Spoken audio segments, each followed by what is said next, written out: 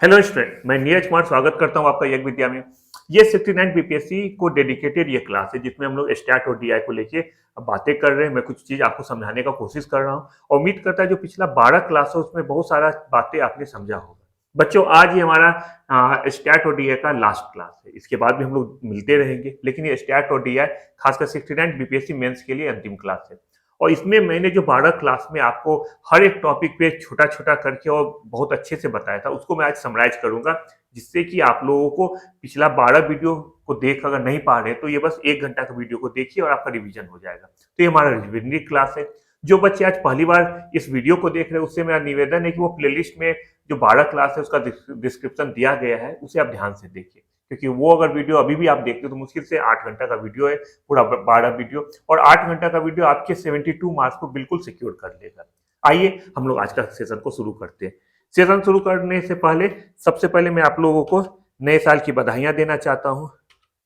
नया साल आपकी जिंदगी में बहुत सारी खुशियां लेके आए, ये मेरी शुभकामनाएं हैं। जो बच्चे मेंस दे रहे हैं उनका मेंस क्लियर हो जाए, इंटरव्यू क्लियर हो जाए और वो बिहार में सेलेक्ट हो जाए। किसी भी फील्ड में आप लोग चाहे पढ़ रहे हैं, चाहे वर्क कर रहे हैं, कुछ भी कर रहे हैं, आप लोग सफल हो, ये मेरी शुभकामनाएं हैं। आइए हम लोग सेशन देखते हैं। देखो बच्चे, जब हम लोग पहली बार आपसे मिले थे इस बार बीपीएससी मेंस को लेके स्टैट और डीआई डीआई को लेके, मैंने आपको स्ट्रेटजी बताया था। मैंने शुरुआत में आपको बताया था कि पिछले 6 अटेम्प्ट 63, 64, 65, 66, 67, 68, पिछले 6 अटेम्प्ट में जो क्वेश्चन पूछा जाता है वो किस पोर्शन से पूछा जाता है वो मैंने आपको बताया था। बच्चों, फिर मैं 1 मिनट में बता रहा हूँ, ये जो पिछले 6 अटेम्प्ट में क्वेश्चन पूछा गया, 6 अटेम्प्ट में इससे पहले का भी 2-4 अटेम्प्ट को मैं ले लूँ तब भी लगभग यही ट्रेंड है, लेकिन मैं 6 अटेम्प्ट को आपके सामने रख रहा हूँ। एग्जाम में नॉर्मली पिछले 3-4 अटेम्प्ट को फॉलो किया जाता है, मैं 6 अटेम्प्ट को एक ब्रॉड पिक्चर आपके सामने रख रहा हूँ। तो यहाँ आप देखोगे कि सिर्फ 4 टॉपिक से क्वेश्चन आया है। बिल्कुल आप सही सुन रहे हैं, सिर्फ 4 टॉपिक से क्वेश्चन आया। खासकर अगर मैं कहूँ पिछला 3 अटेम्प्ट से, तो 3 अटेम्प्ट को अगर छोड़ दिया जाए तो 65, 64 और 63 में तो सिर्फ ग्राफ, पाई डायग्राम और बार डायग्राम से क्वेश्चन आए, इवन टेबल से भी क्वेश्चन नहीं आए। तो इस बार 69 बीपीएससी में प्रेडिक्ट ये किया जा रहा है कि यही 4 टॉपिक, टेबल, ग्राफ, पाई डायग्राम और बार डायग्राम से आपको क्वेश्चन आएगा। लेकिन मैं बार बार अपने वीडियो में आप लोग के सामने बोला है कि जो बीपीएससी का पेपर है, जो मेंस का सिलेबस है, उसमें बिल्कुल लिखा गया है स्टैट एंड डीआई, और स्टैट में मीन मीडियन मोड भी आता है, जिसको हम लोग कहते हैं मेजर्स ऑफ सेंट्रल टेंडेंसी, केंद्रीय प्रवृत्ति की माप, वो भी आपको आता है। अब आपके ऊपर है उसे पढ़े या ना करे। मैं तो जरूर सजेस्ट करूंगा, पहला दिन सजेस्ट करते हुए आया हूं कि उसे भी एक बार जरूर देख ले। 90% चांस है, ये 95% चांस है कि टेबल, ग्राफ, पाई डायग्राम और बार डायग्राम ही आएगा, लेकिन 5% चांस बच जाता है कि आपसे कहीं मीन मीडियन मोड तो ना पूछ ले। और खासकर जिस बच्चे का ये लास्ट अटेम्प्ट है वो कम से कम एक बार जरूर मेरा वीडियो, मुझे लगता है पिछला 3-4 वीडियो जो वो मीन मीडियन मोड को डेडिकेटेड है, उसे जरूर देखिए। तो आइए आज हम लोग सारी बातें करेंगे जो पिछले 12 वीडियो में किया था। मैं आज आपके सामने अगले 45 मिनट, 1 घंटा या सवा घंटा, जो भी होता है लेंथ मुझे अभी नहीं पता है, आज के सेशन में मैं सब कुछ आपके सबको बता दूंगा बहुत ही संक्षिप्त में, क्योंकि अगर मैं डिटेल में बताऊं तो फिर 10 घंटा लगेगा। तो बहुत ही संक्षिप्त में सब कुछ आपको बताऊंगा। तो ये जो हमारा बच्चा वीडियो, ये जो शुरू होता है, हम लोग इसमें सबसे पहले बार डायग्राम को लेके चलते हैं। क्या होता है बार डायग्राम, बार डायग्राम कैसे बनाया जाता है, ये सब कुछ इसमें आता है। देखो बच्चे, एग्जाम में आपसे प्रैक्टिकल क्वेश्चन पूछा जाता है, थ्योरेटिकल क्वेश्चन नहीं आता है कि क्या दिशा निर्देश है एक आलेखीय प्रस्तुतिकरण, जिसको कि बार डायग्राम कहता है, उसको बनाने के लिए क्या क्या आपको दिमाग में रखना चाहिए, क्वेश्चन आपसे नहीं पूछा जाता है क्या क्या होना चाहिए दिशा निर्देश। लेकिन अगर आप बार डायग्राम बना रहे तो इन बातों को अगर आप ध्यान में रखेंगे तो बात मानिए आपको 36 में 36 नंबर बिल्कुल आएगा। होता क्या है कि किसी भी एग्जाम में, खासकर स्टार्ट और डीआई का मैं बात कर रहा हूं, कि यहाँ पे जब हम लोग एग्जाम देते तब तो हमें लगता है कि मैंने पूरा बना लिया, लेकिन जब मार्क्स आता है तो मुझे या स्टूडेंट को पूरे मार्क्स नहीं आते हैं। कारण क्या है कि जो माइन्यूट चीज रहता है जिसे स्टूडेंट को फॉलो करना होता है, वो उसको बिल्कुल फॉलो नहीं कर पाते। तो देखो बच्चों, अगर आप लोग बार डायग्राम बना रहे तो आपको सबसे पहले ध्यान रखना होगा उसका हेडलाइन होना चाहिए, उसका एक अप्रोप्रिएट हेडलाइन होना चाहिए। यहाँ पे मैं देखते चलो, जैसे जैसे ये देखो बच्चे, एग्जांपल को लेके मैं बताता हूँ कि ये मैंने बार डायग्राम बनाया। यहाँ पे सबसे पहले क्या है कि आपका एक हेडलाइन होना चाहिए। यहाँ पे हेडलाइन है भारत में साक्षरता दर। हेडलाइन ऐसा होना चाहिए जिससे जो पढ़ने वाला है वो एक बार में समझ जाए कि ये जो बार डायग्राम है ये किस चीज से रिलेटेड है। अगर मैं इसे पढ़ूं तो मुझे समझ में आ जाए कि ये भारत में साक्षरता दर को बता रहा है या आयात या निर्यात को नहीं बता रहा है। ये हमें बिल्कुल क्लियर हो जाना चाहिए। पहला चीज शीर्षक है। दूसरा चीज क्या है, ध्यान से देखो बच्चों, दूसरा चीज इसमें है कि ये जो बार डायग्राम है इसमें जो चर है, इसे चर कहते हैं। चर जो होता है उसका मोटाई, जिसे कि विड्थ कहा जाता है, वो बिल्कुल एक जैसा होना चाहिए। लेट सपोज 1961 में अगर विड्थ इतना है, यहां से बच्चों देखो आपको दिख रहा होगा इतना है, तो 1971 में भी समान होना चाहिए, 1981 में भी समान होना चाहिए, 91 में भी एक समान होना चाहिए, यही 2001 और 2011 में भी होना चाहिए। ये आपको नंबर 2 है। नंबर 3 वो क्या है कि जो हम लोग चर बना रहे हैं, जैसे 61 71, इनके बीच की जो दूरी है, 61 से 71 के बीच की जो दूरी है, वही दूरी 71 से 81 के बीच में होगा, वही दूरी 81 से 91 के बीच में होगा। इसी तरह से ये बढ़ता रहेगा। ये कुछ महत्वपूर्ण बातें हैं। बार डायग्राम नॉर्मली अगर ज्यादा बार होता है तो उस केस में हम लोग क्या करते हैं, उस केस में अगर हम लोग सिंगल लाइन भी दे देते हैं तब भी हमें कोई दिक्कत नहीं। लेट सपोज यहाँ पे 61 से लेके 2011 तक दिया गया है साक्षरता दर, क्योंकि साक्षरता दर 10 साल में निकाला जाता है। मैं बता रहा हूँ कि लेट सपोज यहाँ पे ये दिया जाए, भारत में प्रति वर्ष का विदेशी व्यापार में जो आयात निर्यात होता है उसको अगर कहा जाए कि शुद्ध लाभ कितना हुआ है। एग्जाम्पल मान लो कि हर साल लाभ ही हो रहा है, जबकि ऐसा होता नहीं है। अभी इंडिया का जो ट्रेड है वो डेफिसिट में हो रहा है, लेकिन एग्जाम्पल के लिए मैं बता रहा हूँ कि चलो हर साल डेफिसिट ही होता है, तो लगातार 50 साल का डेफिसिट बताना है या 20 साल का, तो 20 साल अगर बच्चों अगर आप लोग इस तरह का बार बनाओगे 20 साल का, तो आपको जो एग्जाम में पेपर आता है वो काफी छोटा पड़ जाएगा। तो इसमें आप लोग क्या कर सकते हो, इसमें आप लोग एक सिंगल लाइन भी बना सकते हो। ये आपको कुछ रूल है, कुछ दिशा निर्देश है बार डायग्राम बनाने से पहले। अब हम लोग कुछ और बातें को देखते हैं। वो बात क्या है कि बार डायग्राम जो है कितने तरह का होता है। ये बच्चों देखो यहाँ पे स्लाइड में सब लिखा हुआ है। अब हर स्लाइड को पढ़ते जाए, मैं प्रैक्टिकल बात आज बताऊंगा, थ्योरी पे ज्यादा समय नहीं लूंगा। अब हर स्लाइड को देखते जाए, इसमें मैंने सब कुछ बता दिया है। जो चीज नहीं बताया है उसको एक बार जरूर ध्यान से देख ले। नॉर्मल केस में बार जो होता है, बार डायग्राम, उसे हम लोग या तो लंबवत बना सकते हैं या क्षैतिज बना सकते हैं, दोनों आधार पर बना सकते हैं। लंबवत को कहा जाता है ऊर्ध्वाधर, इसे हम लोग वर्टिकल भी कहेंगे, और दूसरा होता है क्षैतिज, जिसे हम लोग हॉरिजॉन्टल कहेंगे। हम लोग किसी भी तरह से बार डायग्राम बना सकते हैं, लेकिन प्रैक्टिस क्या है, प्रैक्टिस ऊर्ध्वाधर पट्टियां अधिक लोकप्रिय है। ऊर्ध्वाधर पट्टियां का मतलब बच्चों होता है लंबवत, इसे वर्टिकल कहा जाता है। नॉर्मल जो आप लोग बार डायग्राम देखते हैं, अभी जो मैंने आपको बताया था वो वर्टिकल बार डायग्राम। ये जो देखो बच्चों बार डायग्राम है, ये हो जाता है वर्टिकल बार डायग्राम। देखो ना यहाँ पे लंबवत है, ये सीधा खड़ा है, देख रहे हो स्ट्रेट लाइन में, इसे कहते हैं वर्टिकल। और ये जो कोई बार डायग्राम है, ये इसे कहा जाता है हॉरिजॉन्टल। क्यों? क्योंकि ये लेटा हुआ है। ये वर्टिकल हो गया, ये हो गया हॉरिजॉन्टल। इसे आप ध्यान देखेंगे, हम लोग दोनों तरह से बना सकते हैं, लेकिन जो प्रैक्टिस है वो क्या, वर्टिकल बार डायग्राम का प्रैक्टिस है। एग्जाम में जब तक ना कहा जाए, ध्यान से सुनो बच्चों, एग्जाम में जब तक ना कहा जाए कि बार डायग्राम को क्षैतिज रूप से अर्थात हॉरिजॉन्टल बनाओ, तब तक आप लोग बिल्कुल नहीं बनाएंगे। तब तक आप लोग वर्टिकल, लंबवत, ऊर्ध्वाधर जो आप समझते उस तरह से बार डायग्राम बनाएंगे।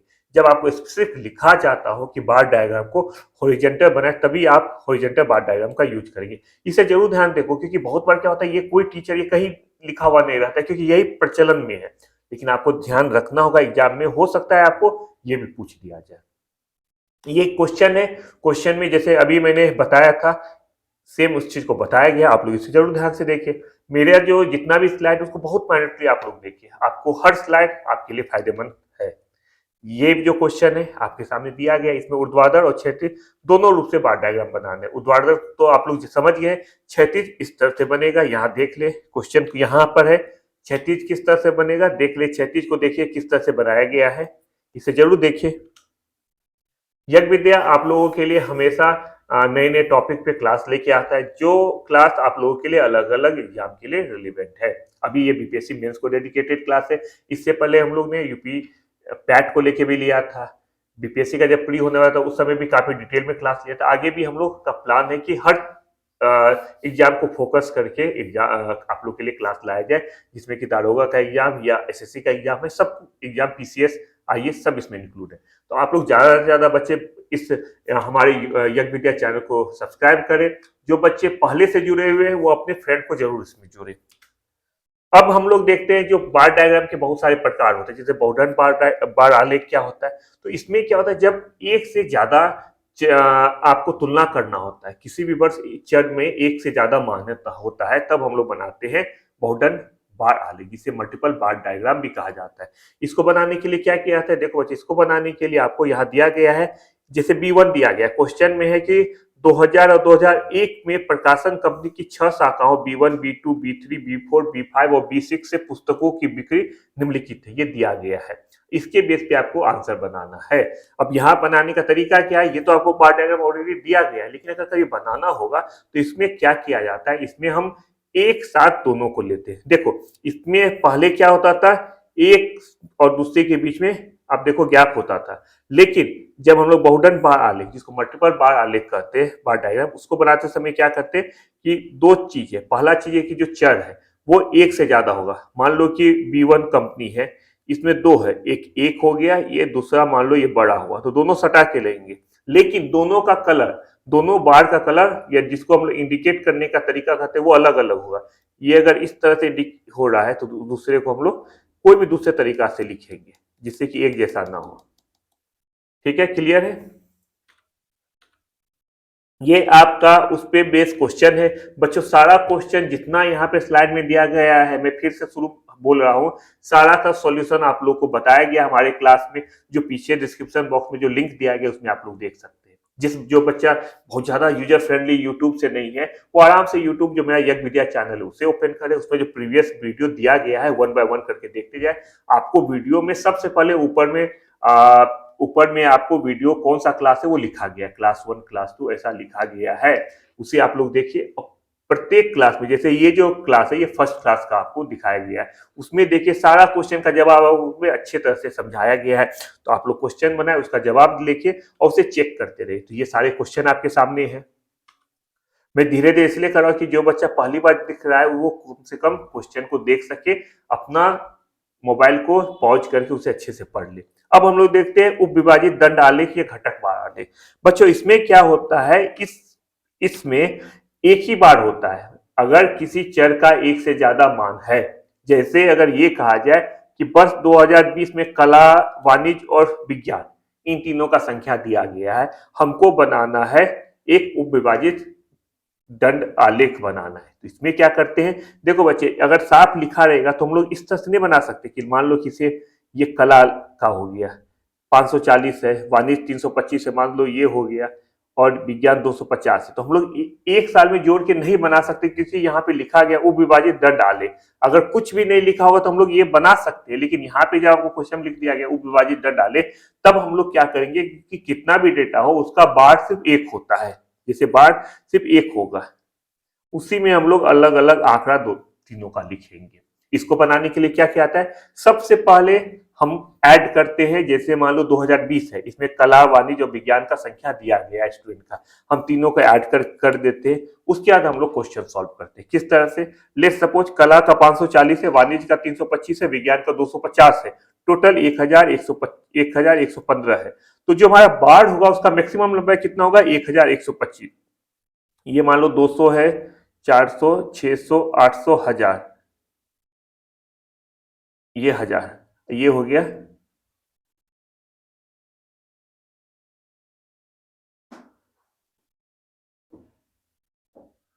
ये हो जाए 1115। अब इसमें देखो हम सबको अलग अलग, कला 540 है तो कला मान लो ये 540 हो गया, उसके बाद वाणिज्य 325 है तो वाणिज्य 325, और फिर विज्ञान 250 तो ये विज्ञान हो गया। अब तीनों को अलग अलग तरह से इंडिकेट कर देंगे, ये कला हो गया, ये वाणिज्य हो गया और ये विज्ञान हो गया। हम लोग इसी तरह से सबको सॉल्व करते हैं, कुछ इस तरह से ये आंसर आपका बन जाएगा। ध्यान रखो ये आंसर किस तरह से बनेगा ये आपको दिया गया है, तीनों को अलग अलग कलर से तरीके से हम लोग इसे बना देंगे। इसमें अलग अलग कलर का करने का मतलब है कि एग्जाम में तो आप लाल, पीला, हरा लेके नहीं जाओगे, अलग अलग कलर करने का मतलब है अलग अलग स्टाइल। जैसे यहाँ पे कला में व्हाइट है तो कला में आप क्या करो, कला में इस तरह आप इंडिकेट कर दो, व्यापार नहीं, ये वाणिज्य होगा, वाणिज्य के लिए ये दिया गया है तो वाणिज्य में आप क्या करो, वाणिज्य को इस तरह कर दो। अब विज्ञान को क्या करो, विज्ञान को ऐसे ऐसे कर दो। तो आप लोग इसे अलग अलग तरीके से इंडिकेट कर सकते हो, जिससे एक बार दिखने से सबको आराम से पता चल जाए। प्रतिशत दंड आलेख में क्या होता है, प्रतिशत दंड आलेख में चर का जो है मान, जो है चर का जो बार है वो बिल्कुल एक समान होता है। किस तरह से, मान लो कि ये 3 चर है, इसमें बहुत सारा आंकड़ा है, जैसे परिवार ए और परिवार बी है, इसमें देखो इतना आंकड़ा दिया गया है। हम लोग क्या करते हैं, फैमिली ए का और फैमिली बी का दोनों का बार का लंबाई बिल्कुल एक जैसा रख लेंगे, दोनों का बार का लंबाई एक हो गया। अब इसमें हम लोग मान को पुट करते रहेंगे, जैसे फैमिली ए में इसका भी वैल्यू 100% मान लेंगे, और 100% में खाना का कितना वैल्यू है ये हम लोग परसेंटेज निकाल के इसमें पुट कर देंगे। एग्जाम्पल के लिए, खाना फैमिली ए में 40% वेटेज है। कैसे, 25,000 का 10,000 वो खर्चा करता है खाना पे, तो खाना 40% हो गया, कपड़ा 20% हो गया, 25,000 का 5,000 तो 20%, मकान किराया हो गया 25,000 का 4,000 अर्थात 16%, मिश्रित 25,000 का 4,500 अर्थात 18%, और जमा पूंजी 25,000 का 1,500 अर्थात 6%। ये हो गया आपको फैमिली ए का जो दर्शाया गया है। अब सबको हम लोग दोनों को देखो, दोनों को एक जैसा 100% लिख रहे हैं, अब उसमें जो है वैल्यू को हम लोग पुट करेंगे परसेंटेज।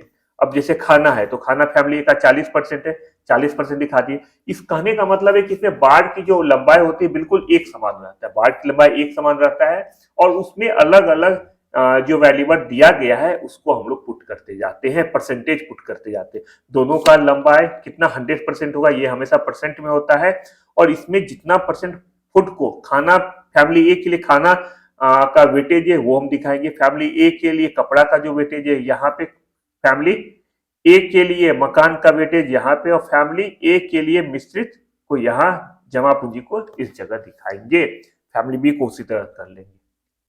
ये हमारा है बार डायग्राम। एक होता है ब्रोकन स्केल दंड आलेख। ब्रोकन स्केल दंड आलेख हम लोग ने देखा था कि इसमें क्या होता है, जब चर का मान दूसरों से बहुत ज्यादा है, मान लो कि ये एक चर है, ये 120 दिया गया है, 250 है, 430 है, 550 है, लेकिन जो वर्ष 2020 का आंकड़ा है ये 3250 है। तो होता क्या है कि किसी भी बार में अगर 120, 250 और 3250 को पुट किया जाए तो इसमें होगा क्या कि इसमें हमारा बार काफी बड़ा हो जाएगा। एग्जाम्पल देखो बच्चों, अगर यहाँ पे है 120, मान लो ये 100 को लेके चलते, 100, 200, 300, 400, 500, 600। अब 2018 में देखो बच्चों क्या हो जाएगा, 120 है तो ये हो गया 120, 19 में क्या हो जाएगा 250, 20 को अभी हम छोड़ देते हैं, 21 कितना है, 21 हो जाएगा 430,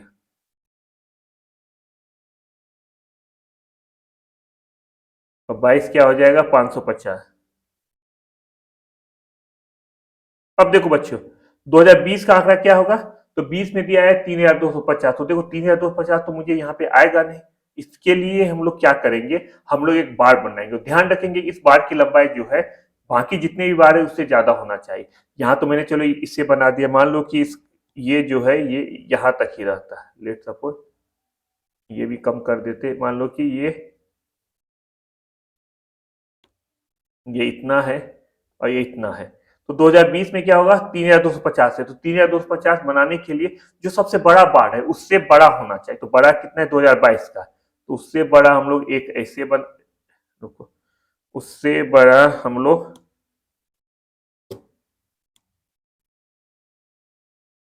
देखो, उससे बड़ा हम लोग बना लिए, और उसके बाद हम लोग एक स्पेस देके ये ऐसे बना दिए और लिख दिए 3,250। ये हमारा हो गया ब्रोकन स्केल दंड आलेख। अगला है विचरण बार आलेख। विचरण बार आलेख में क्या होता है कि विचरण बार आलेख का उपयोग जो है, जो लाभ हानि है, निर्यात आयात है, उसको पता करने के लिए किया जाता है। ठीक है, अब हम लोग जैसे इस एग्जाम्पल को देखते हैं, यहाँ पे एग्जाम्पल दिया गया है। इस एग्जाम्पल में आप देख रहे हैं कि 2021 और 22 में माइनस, मतलब ये इसका वैल्यू माइनस में दिया गया है। इसे बनाने के लिए क्या किया जाता है, इसे बनाने के लिए आप देख रहे हैं कि यहाँ पे प्लस में, ये आसान चीज है, आप लोग सब इसे जानते हैं, प्लस होगा तो ये y एक्सिस की तरफ जाएगा प्लस, नीचे आएगा तो माइनस होगा, तो ये होता है विचलन बार आलेख। तो ये हमारा था बार डायग्राम। दूसरा हम लोग टॉपिक शुरू करते हैं जिसे हम लोग कहते हैं पाई चार्ट। बच्चों ये भी एग्जाम में सेम रूप से इंपॉर्टेंट है पाई चार्ट। अभी जितना भी चीज बता रहा हूँ उसका मान बहुत बहुत ही वैल्यूबल और बहुत ही प्रीसियस चीज आपके लिए, सबको ध्यान से देख चलिए। देखो बच्चों, पाई चार्ट क्या होता है? पाई चार्ट हम लोग सब जानते हैं कि पाई चार्ट का मतलब होता है एक सर्किल जिसका वैल्यू होता है 360 डिग्री, मोटा मोटी यही होता है। इसके बेस पर बहुत सारा क्वेश्चन आएगा, क्वेश्चन को सॉल्व क्या करेंगे? इसमें एक दो चीज है, पहले उसे आप जान लो। क्या है कि पाई चार्ट का मान जो है लगातार 100% होता है, जो पूर्ण वृत्त के अनुरूप होता है, और ये 360 डिग्री का कोण बनाता है। ये एक चीज है। एग्जाम में आपको दो तरह का क्वेश्चन पूछेगा। क्या पूछेगा एग्जाम में? आपको या तो परसेंटेज में दिया रहेगा या आपको डिग्री में दिया रहेगा। यहाँ पे बच्चों ध्यान देने की जरूरत है कि एग्जाम में आपको परसेंटेज में दिया है या डिग्री में दिया है। डिग्री में अगर देगा तब इसका मतलब है इसको 360 से कुछ लेना देना है, परसेंट में है इसका मतलब कि 100 से कुछ लेना देना है। इसको आप लोग बिल्कुल ध्यान से देखो, परसेंट या डिग्री, इन दो चीज को देखो। अब इसके बाद क्या किया जाता है कि जो हमारा जो डेटा बिंदु को गणना करने के लिए क्या किया जाएगा, परसेंट में गणना करना है तो क्या करेंगे, आवृत्ति को डिवाइड करेंगे टोटल फ्रीक्वेंसी से, उसे मल्टीप्लाई करेंगे 100 से।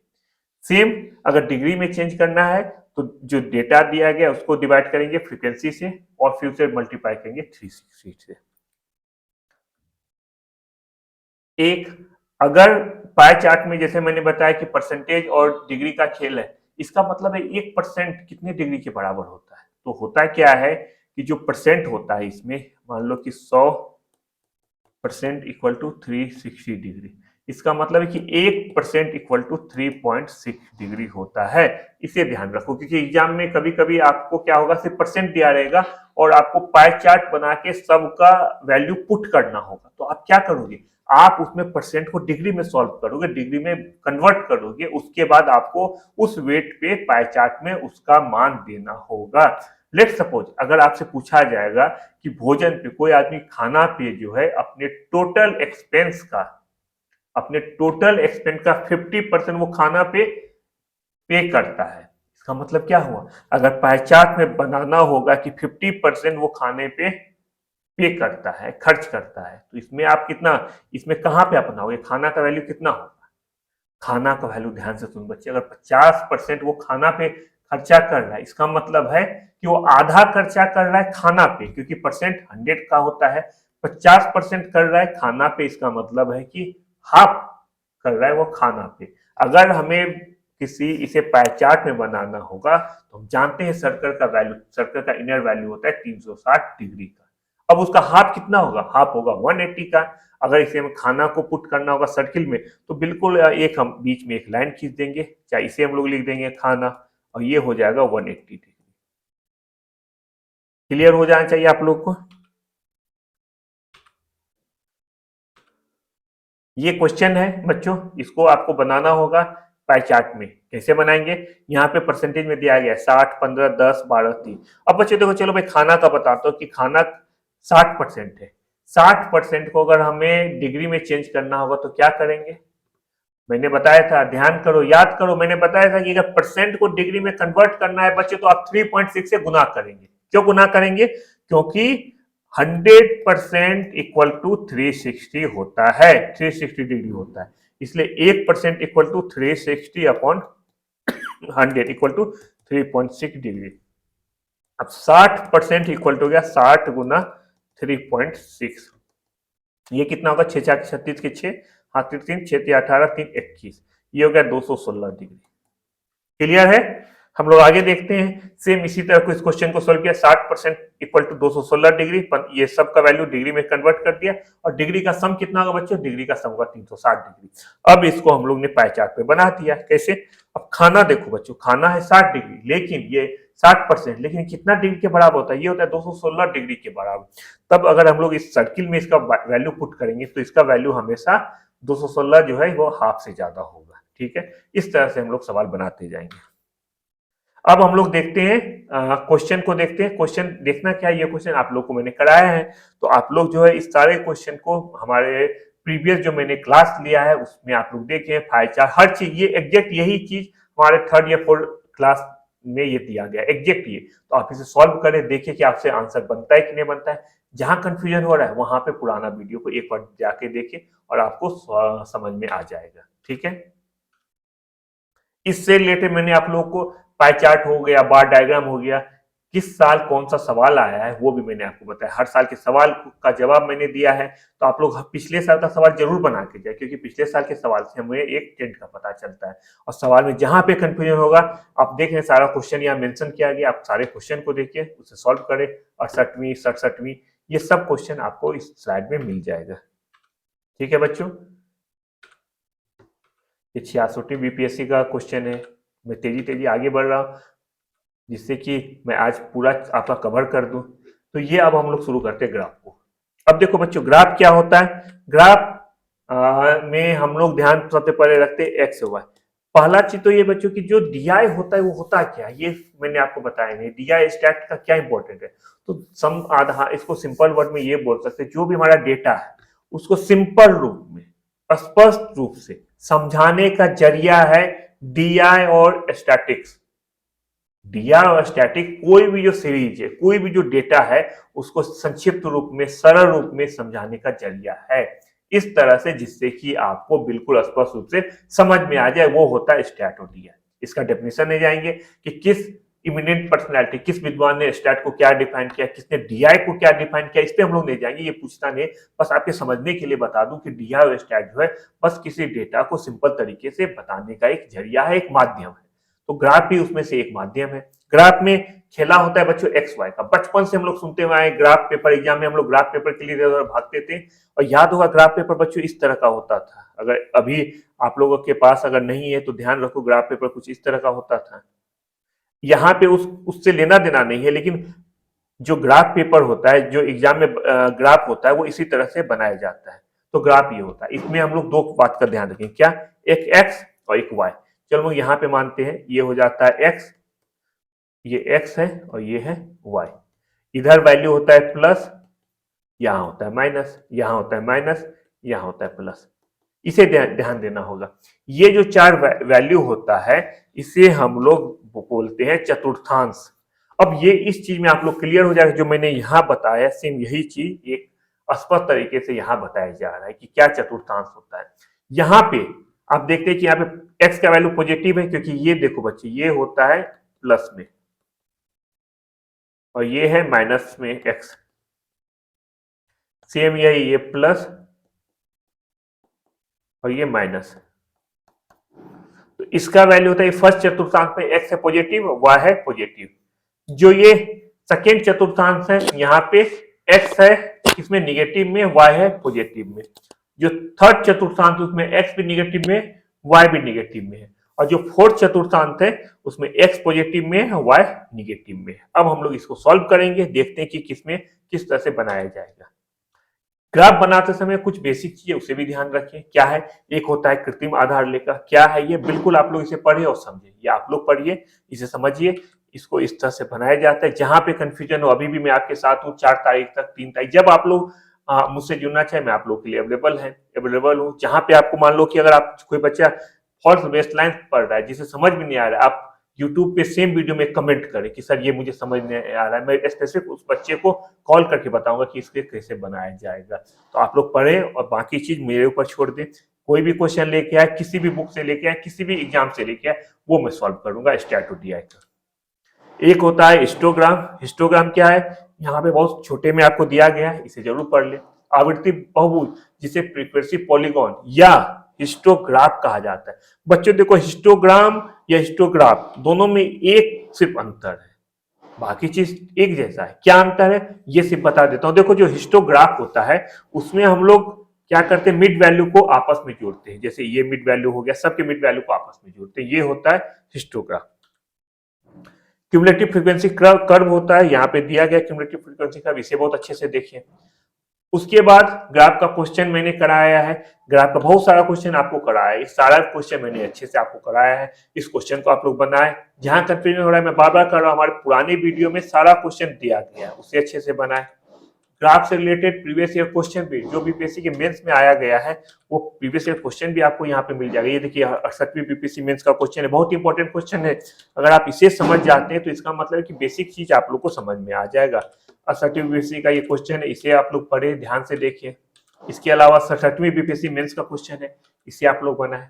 जहां पे कंफ्यूजन मैं बार बार कर रहा हूँ कि पिछला वीडियो जो 12 वीडियो है, सब उसमें मैंने सब कुछ बहुत डिटेल में बताया है, तो उस वीडियो पे जाए, इसे पढ़े, जहां कंफ्यूजन हो आप फिर से हमसे मुझसे जुड़े।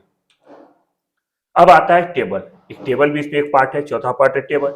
टेबल क्या होता है बच्चों? टेबल एक सारणी होता है, सारणी इसे बोला जाता है। ये बिल्कुल आसान चीज है, इसमें तो और कुछ नहीं करना है। आप मान के चलो कि ये जो क्वेश्चन है, ये जो एग्जांपल आप 68वीं बीपीएससी में पूछा गया है, ये इसमें एक टेबल दिया गया। इसमें देखो क्वेश्चन किस तरह का रहता है, इससे आपको समझ में आ जाएगा कि इसमें कुछ नहीं है। क्वेश्चन है सभी विषयों का 2015 में संयुक्त औसत अंक क्या है 2015 में। अब इसमें क्या कहेंगे 2015, देखो यहां ध्यान देंगे। अब पूछ रहा है क्या सभी विषयों का 2015 में संयुक्त औसत अंक क्या है। अब औसत है ये, तो सभी विषयों मतलब ये 55 जोड़ 50 जोड़ गणित 65, विज्ञान में 55, इतिहास में 60। इसमें बच्चों क्या करेंगे, इसमें हम लोग सबको ऐड कर लेंगे, इन सबको ऐड करेंगे और क्वेश्चन है संयुक्त औसत अंक। तो सबको ऐड करने के बाद 1 2 3 4 5, 5 से डिवाइड कर देंगे, ये हमारा संयुक्त औसत अंक निकल जाएगा। तो बच्चों टेबल में यही चीज आपसे पूछा जाता है। जो आपका 68वां 67वां जो क्वेश्चन आया है, ये जितना क्वेश्चन है इसमें आपको इसी तरह का क्वेश्चन पूछा जाएगा।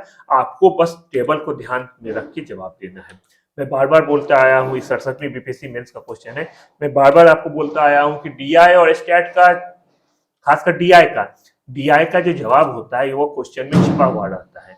तो आप लोग डीआई को बहुत अच्छे से देखें, क्वेश्चन को बहुत ध्यान से पढ़े। क्वेश्चन को अगर एक बार आप लोग ध्यान से पढ़ लेंगे तो बात मानिए उसका जवाब जो है आपको आसानी से मिल जाएगा। उसको लेके आप लोग बिल्कुल निश्चिंत रहे। अब हम लोग देखते हैं मेजर्स ऑफ सेंट्रल टेंडेंसी। ये बच्चों मैंने पिछले सबसे लास्ट में इसे ही कवर किया, तो मुझे पूरा यकीन है कि ये आप लोगों को बिल्कुल याद होगा, लेकिन फिर भी मैं इसे बता देता हूँ ये होता है क्या है, इसमें क्या क्या पूछा जाता है। तो बच्चों 3 चीज होता है, मीन, मीडियन, मोड। संक्षेप में मीन, मीडियन, मोड क्या होता है? तो बच्चों मीन होता है जो आप लोग जानते हैं औसत, एवरेज, उसे कहते हैं मीन। ये औसत क्या है भाई?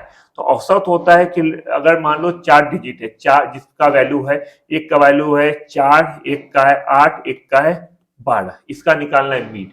मीन निकालना है तो कैसे निकालेंगे? इसको निकालने का तरीका है 4 + 8 + 12 इक्वल टू 12 8 20 4 24, ये 24 हो गया, डिवाइडेड बाय 3। क्यों? क्योंकि ये 3 आइटम है, इक्वल टू 8, ये मीन हो गया 8। अब हम आते हैं मीडियन। मीडियन किसे कहते हैं? मीडियन का हिंदी होता है माध्यिका, नाम से ही स्पष्ट है। माध्यिका मतलब मध्य का, बीच का।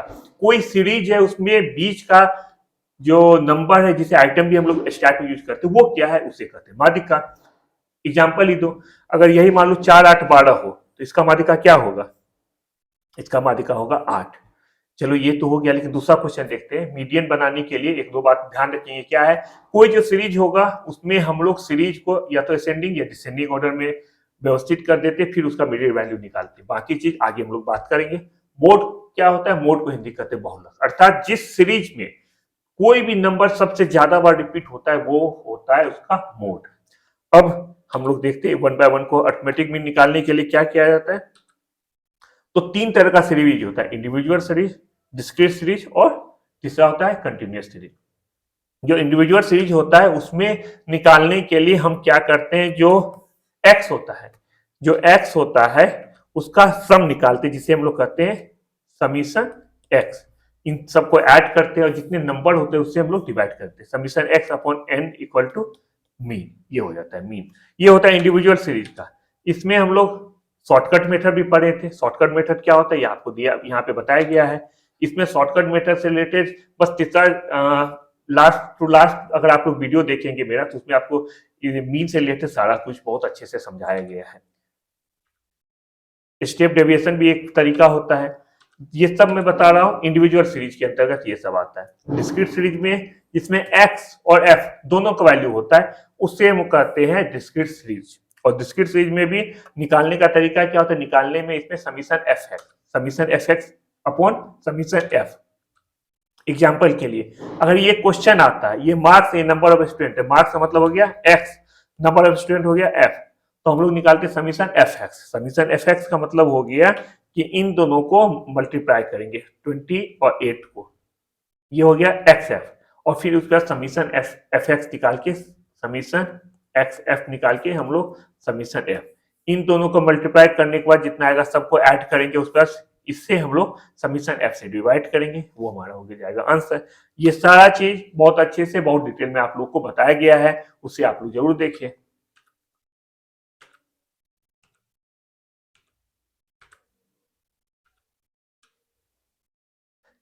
इसमें मैंने बहुत सारे एग्जाम्पल भी लिया है, अलग अलग तरह का एग्जाम्पल लिया है। अगर आप वीडियो को देखेंगे तो आपको पता चलेगा कि हर एग्जाम्पल अपने आप में यूनिक है। सारे एग्जाम्पल को आप बनाएं और जहां पे कंफ्यूजन है वहां आप दोबारा मुझसे पूछिए, मेरे पुराने वीडियो को देखिए, उससे आपका सारा जो कंफ्यूजन है वो क्लियर हो जाएगा। इसमें बहुत डिटेल में मीन को बताया गया है। जितने डिटेल में मीन को बताया गया है सेम उसी तरह से आपको मीडियन और मोड को भी यहाँ पे समझाया गया है। एक वेटेड मीन है। वेटेड मीन क्या होता है? वेटेड मीन में जैसे मीन में हम सबका वैल्यू एक समान रखते हैं, लेकिन वेटेड में हम हर का वैल्यू जो है उसके हिसाब से चेंज करते हैं। जिसका ज्यादा वेटेज है उसको ज्यादा उसका वैल्यू हो जाता है, इसे कहते हैं वेटेड मीन। और इसमें बनाने का तरीका में बिल्कुल एक जैसा है। जैसे जो मीन होता है उसमें समीशन एफ एक्स होता है अपॉन समीशन एफ, इसमें बनता है। जबकि वेटेड मीन में summation W x upon summation W, ये हमारा हो जाता है वेटेड मीन। अब हम लोग देखते हैं मीडियन। मीडियन जैसे मैंने बताया था आपको कि मीडियन क्या होता है। मीडियन आपको होता है मध्य का वैल्यू। इसमें एक दो चीज ध्यान रखेंगे कि हम जो है वैल्यू को आइदर असेंडिंग और डिसेंडिंग, या तो बढ़ते हुए क्रम में या घटते हुए क्रम में लिख देंगे, उसके बाद हम उसे सॉल्व करेंगे। हम लोग ध्यान रखेंगे कि जो सीरीज है वो या तो इवेन में होगा या ऑड में होगा। इवेन ऑड में हम लोग ध्यान रखेंगे, उसके बाद हम लोग सॉल्व करेंगे। क्या ध्यान रखेंगे? आपको वीडियो में सब कुछ डिटेल में दिया गया है। ऑड या इवेन नंबर में किस तरह बनेगा आप लोग उसे जरूर देखिए। पुराने वीडियो में बहुत बच्चे बहुत डिटेल में दिया गया। मैं अभी अगर समय दूंगा तो आपका समय जाएगा। मैं आपको इसलिए बार बार बता रहा हूँ कि क्या क्या हम लोगों ने किया है, क्या क्या आपको देखना है। बस इसे अगर आप लोग देख लेंगे तो आप लोग को पता चल जाएगा कि आप लोग किसकी जगह फोकस करना है। मैंने क्वेश्चन इस पे बहुत सारा सॉल्व किया है बच्चों। इस सारा वीडियो आपको देखना होगा। हर वीडियो आप देखिए, हर वीडियो में कुछ ना कुछ यूनिक बातें दिया गया है, उस यूनिक बात को आप लोग देखिए। किस वीडियो में अगर आप लोग टेबल ग्राफ पाई डायग्राम हर चीज दिया गया, उसमें क्या क्या छोटे छोटे बातें कही गई है उसे आप लोग ध्यान दें। मीडियन है। मीडियन में कुछ स्पेशल क्लास है, उससे रिलेटेड दिया गया कि लेस देन होगा तब क्या होगा। जैसे लेस देन 5 है तो हम लोग इसे 0 to 5 करके लिखते हैं। लेस देन 10 है तो 5 to 10। बच्चों मैंने बहुत डिटेल में बताया कि नंबर ऑफ स्टूडेंट होता है इसको। इसके बाद हम लोग इसमें सीएफ निकालते हैं, मतलब क्यूमुलेटिव फ्रीक्वेंसी निकालते हैं, फिर इसे सॉल्व करते हैं। मिड वैल्यू है, जैसे ये 115 है तब इसका क्लास इंटरवल क्या होगा, तो मैंने बताया था कि जो दोनों का डिफरेंस है 10 का है। 10 को अगर 2 से डिवाइड करेंगे तो हो जाएगा 5। अब 115 में हम लोग 5 घटाएंगे और 115 में 5 जोड़ेंगे तो क्लास इंटरवल हो गया 110 से 120। ठीक है बच्चों, इसको आप लोग बहुत अच्छे से देखते जाएं। जहां पे कंफ्यूजन होगा अभी भी मैं आप लोगों के लिए हूं, हमेशा से अवेलेबल हूं। आप लोग इस वीडियो को देखिए, पुराने वीडियो को देखें। इस वीडियो में आपको ये पता लग जाएगा कि आपको पुराना वीडियो में क्या क्या देखना है। आपको मैंने क्वोटाइल बनाया था बच्चों। एक चीज क्वोटाइल में ध्यान रखो, जो मैंने कल भी बताया थी, क्वोटाइल और मीडियन में अंतर क्या है कि मीडियन में हम लोग जो है सीरीज को या तो असेंडिंग या डिसेंडिंग ऑर्डर में सजाते हैं, लेकिन क्वार्टाइल में हम लोग सीरीज को सिर्फ और सिर्फ असेंडिंग ऑर्डर में सजाएंगे। ओनली इन असेंडिंग ऑर्डर, सिर्फ और सिर्फ बढ़ते हुए क्रम में। इसे ध्यान रखो, ऐसा ना हो कि आप लोग डिसेंडिंग ऑर्डर में बना दे, आपको बिल्कुल आपका सवाल गलत हो जाएगा। आपको सिर्फ क्वार्टाइल बनाते समय असेंडिंग ऑर्डर में सीरीज को समझाना है। मोड है। मोड में भी मैंने बताया था कि मोड में भी 3 तरह का होता है डेटा। इंडिविजुअल सीरीज होता है, और क्या होता है इंडिविजुअल सीरीज, डिस्क्रीट सीरीज, और तीसरा होता है कंटिन्यूअस सीरीज। बच्चों इसमें मैंने बताया था कि जो मोड होता है उसमें एक तो ऑब्जर्वेशन मेथड से बनता है कि एक बार नजर पड़ गया तो आपको नजर पड़ने से आप बता सकते हैं इसका मोड क्या होगा। जैसे मान लो ये क्वेश्चन हो गया, इसमें कहा जाएगा मोड क्या है, तो देखो नंबर ऑफ पर्सन मतलब फ्रीक्वेंसी सबसे ज्यादा 10 का है तो 10 के सामने जो होगा वो हो जाएगा मोड, मतलब इसका मोड हो गया 130। लेकिन कुछ क्वेश्चन ऐसा है जिसमें ऑब्जर्वेशन मेथड से मोड नहीं बनता है, उसमें आपको ग्रुपिंग मेथड बनाना होगा। ग्रुपिंग मेथड थोड़ा सा समझने वाला है, और ये मैंने बहुत डिटेल में आपको अपने वीडियो में बताया है, उसे जरूर देखिए कि क्या मोड में ग्रुपिंग मेथड होता है। मैंने ये जो एग्जांपल है बच्चों, इसको 2 या 3 स्लाइड में इस एग्जांपल में ग्रुपिंग मेथड बनाया जाता है। इसको बड़ा बड़ा टेबल बना के मैंने आपको समझाया है, उसे जरूर देखिए। कंटिन्यूअस सीरीज में भी आप लोग फॉर्मूला का यूज करते हैं। इसमें भी कुछ क्वेश्चन तो आपको ऑब्जर्वेशन मेथड से बन जाता है, कुछ क्वेश्चन बनता है ग्रुपिंग मेथड से। तो आपको जैसे ये क्वेश्चन है, ये पता चल रहा है कि इसमें 10 से 15 जो इसका मॉडल क्लास होगा, लेकिन कुछ क्वेश्चन जो होता है उसमें आपको ग्रुपिंग मेथड बनाना होगा। जैसे मान लो बच्चों ये क्वेश्चन हो गया, अब ये बताओ कि इसमें सबसे ज्यादा फ्रीक्वेंसी जो 25 का है, तो क्या 30 और 40 इसका मॉडल क्लास है? बिल्कुल नहीं, इसका मॉडल क्लास होगा 60 और 70। क्यों होगा? ये 50 और 60 होगा, मुझे भी ध्यान नहीं, इसको बनाना पड़ेगा। लेकिन इसका 30 से 40 नहीं है, इसका या तो 50 से 60 होगा या 60 से 70 होगा। तो इसे बनाने के लिए आपको ग्रुपिंग मेथड बनाना होगा। ग्रुपिंग मेथड बनाने से ही हम लोग को पता चलेगा कि किस मॉडल क्लास में आता है, और ये आपको दिया गया है। अंत में मैंने बताया था कि मीन मीडियन मोड बनाने समय आपको तीनों में जो संबंध है उसे आपको जानना होगा, क्योंकि एग्जाम में कभी पूछ सकता है कि मोड क्या होता है। अगर मीडियन और मीन का वैल्यू दिया गया है तो आपको मोड का वैल्यू पूछ सकता है कि क्या है मोड का वैल्यू। इसका एक ही फॉर्मूला है कि मोड इक्वल टू क्या होता है, 3 मीडियन माइनस 2 मीन, ये होता है फॉर्मूला। इस फॉर्मूले के बेस पे कोई भी क्वेश्चन होगा मोड मीडियन मीन का आप लोग बना लेंगे। कोई भी दो वैल्यू दिया रहेगा, आप तीसरा वैल्यू निकाल लेंगे। अंत में लास्ट चीज मैंने बताया था कि मीन मीडियन और मोड को का तुलना करना, इसे तुलना करके आप लोग कैसे तीनों के बीच में सामंजस्य स्थापित कर सकते हैं। यहाँ पे आपके सामने जो स्क्रीन है उस पर तीनों का तुलना करके बताया गया है, इसे जरूर पढ़ ले। तो ये बच्चों हमारा जो स्टैट और डीआई है बच्चों, ये आज हमारा समाप्त होता है। उम्मीद करता हूं कि आप लोग इससे जरूर फायदा उठाए होंगे। मुझे, मैं ये तो नहीं कर सकता हूं कि मैंने सबसे अच्छा पढ़ा है, लेकिन हाँ 12 क्लास में जो मैं बता सकता तो वो मैंने आपको बताया। अब आपके ऊपर है कि इस चीज को आप लोग कितने सीरियसली रूप से लेते हैं। आप लोग जरूर देखिए इस वीडियो को। जो बच्चे, मैं अभी भी कह रहा हूं, जो बच्चे आज पहली बार इस वीडियो को देख रहे हैं, जो बच्चे बीपीएससी का तैयारी बस स्टार्ट ही किए हैं, तो आप लोग को बीपीएससी क्लियर करने के लिए स्टार्ट 72 नंबर तो लाना ही है। इसके लिए आप लोग अभी से स्टार्ट पढ़ना शुरू कर दें। ये जो वीडियो है 12 वीडियो मुश्किल से 7 या 8 घंटे का वीडियो है। जो बच्चे एसएससी का एग्जाम दे रहे हैं, कोई कॉलेज में पढ़ रहा है, दूसरा स्टेट पीसीएस का एग्जाम है, सीसैट जिसे देना है, आप लोग को समान रूप से उपयोगी है। तो यज्ञ विद्या के हर वीडियो को देखें और इससे लाभ उठाएं। अंत में रिक्वेस्ट आप लोग से कि आप लोग अधिक से अधिक बच्चे यज्ञ विद्या से जुड़े। जो पहली बार जुड़ रहे हैं वो अब नोटिफिकेशन को ऑन करें, जिससे कि जितना भी हमारा बेल आइकन को ऑन करें, जिससे जितना भी हमारा नोटिफिकेशन है वो आप तक पहुंच पाए। जो बच्चे पहले से जुड़े हुए हैं वो अपने फ्रेंड फैमिली को इससे जोड़े। अपना बहुत अच्छे से ख्याल रखें। आप लोग का बीपीएससी मेंस का एग्जाम काफी अच्छे से जाए, ये मेरी आशा है। और एक बार फिर नए साल की बहुत सारी शुभकामनाओं के साथ मैं आज का वीडियो समाप्त करता हूँ। बहुत जल्द नए सीरीज के साथ आप लोग सामने आऊंगा। तब तक बहुत अच्छे से ख्याल रखिए और देखते रहिए यज्ञ विद्या। Bye bye.